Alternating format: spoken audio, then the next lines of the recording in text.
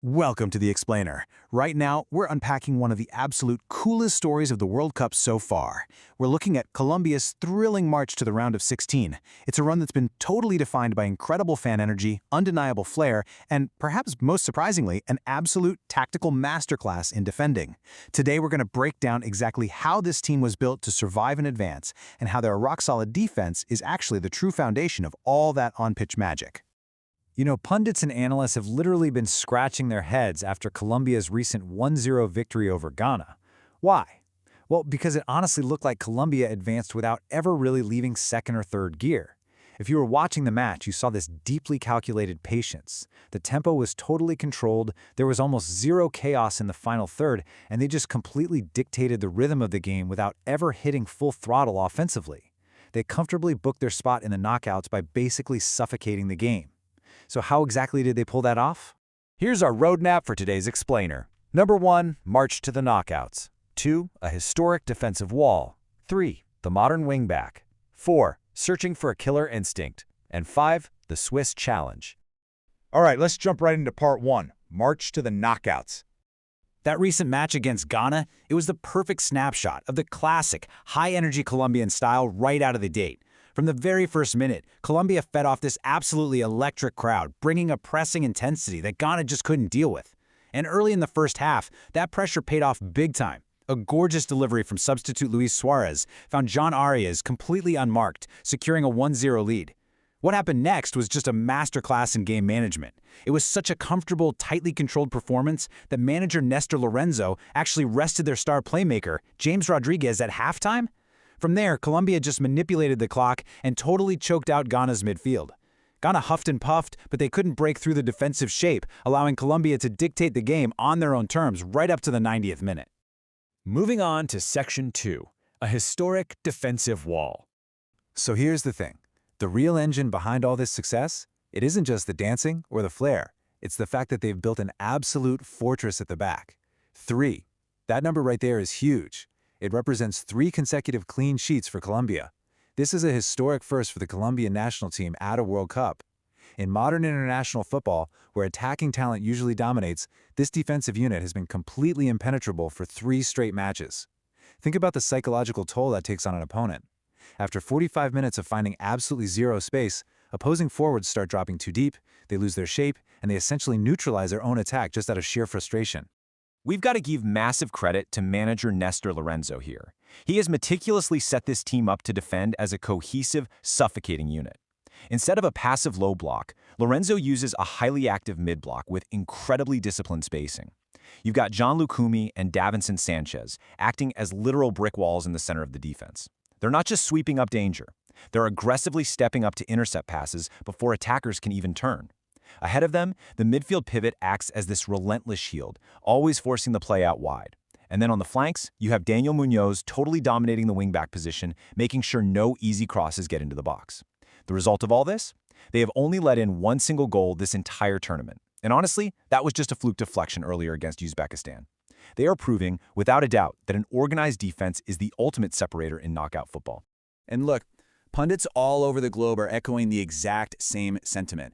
In order to keep progressing in this tournament, you can't give up goals. They're very stingy defensively. You can't necessarily teach every team to defend flawlessly, but this group has absolutely mastered the dark arts of defensive structure.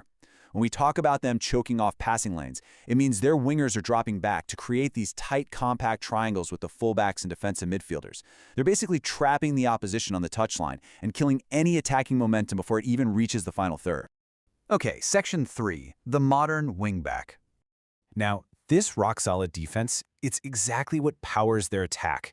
In today's tactical landscape, a great defense directly creates the offense through the evolution of the modern wingback.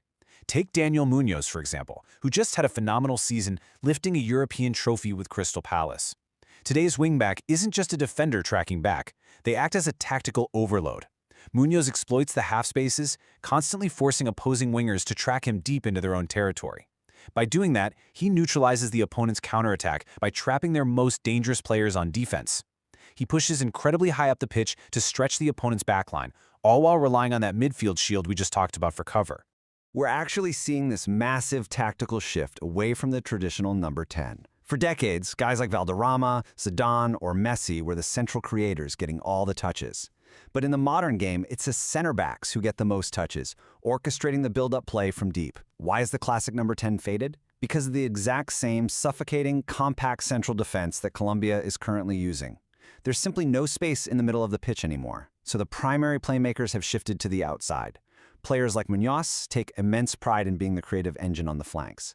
The traditional central maestro is basically being replaced by lightning-fast, highly technical wingbacks. Which brings us to part 4, searching for a killer instinct. So if Colombia's defense is this historic, well-oiled machine, where's their room for growth? Why do the analysts feel like they never left second gear? Well, the truth is, they're currently missing that ruthless killer instinct in the final third.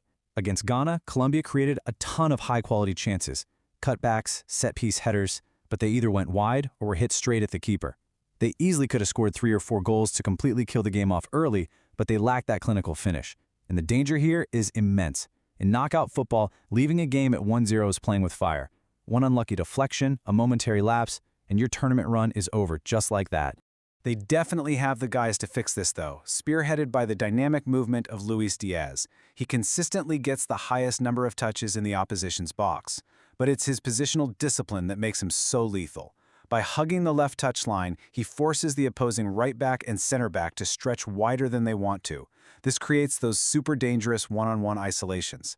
And even when he isn't scoring, his sheer tactical gravity is vital. He drags 2 or 3 defenders into his orbit. That stretches the opponent's low block and creates massive pockets of open space in the middle for late-arriving teammates like John Arias to exploit. When you have someone like James Rodriguez dropping deep to slip perfectly weighted passes into those channels, the offensive ceiling is terrifying. But all that terrifying potential actually has to turn into goals. The consensus among analysts is incredibly clear. If they want to really go deep, if they really want to go and create some history, they really need to hit that full throttle offensively. A historic defensive wall is an amazing foundation, and it's let them cruise in second gear so far. But to actually lift the trophy, you can't rely purely on game management. You need an attack that can punish opponents without mercy the second an opening appears. And finally, Section 5, the Swiss Challenge. This round of 16 matchup is shaping up to be a total clash of styles. On one side, we've got Colombia, riding this insane wave of high energy, team spirit, flair, and massive fan momentum. But they can also be slightly erratic sometimes. On the flip side, you have Switzerland. They are the tactical opposite. They're defined by methodical control, immense tournament experience, and a really solid deep defensive block. Crucially, they use a traditional, physical number 9 up top. This is going to strictly challenge Colombia's center-back pairing of Lucumí and Sanchez. Instead of dealing with fluid wingers, they'll have to battle a powerful target man trying to pin them deep, creating a completely different puzzle than they faced against Ghana. Plus, the Swiss aren't just experienced, they've hit peak tactical form at literally the perfect time. The key variable here is Granit Xhaka's leadership in the midfield. This is going to be a fascinating chess match, guys. You have Xhaka's elite passing range going head-to-head against Colombia's intense, suffocating mid-block pressure. When the game gets edgy, Xhaka's ability to absorb pressure and calmly play through the lines will be the ultimate test. Whoever wins this specific battle, Xhaka's distribution versus Colombia's pressing trap, will absolutely dictate the flow of the game. So that leaves us with one massive, looming question. Can Colombia's historic defensive wall, that incredibly organized fortress of Lucumí, Sanchez, and Muñoz, carry them past a super-clinical Switzerland? Because if they do, we're looking at a potential Final Four showdown with the defending world champions Argentina. They've got the impenetrable defense, they've got the flair, but can they finally find that killer instinct to hit full throttle? We'll just have to wait and see. Thanks for joining me on this explainer, and enjoy the match.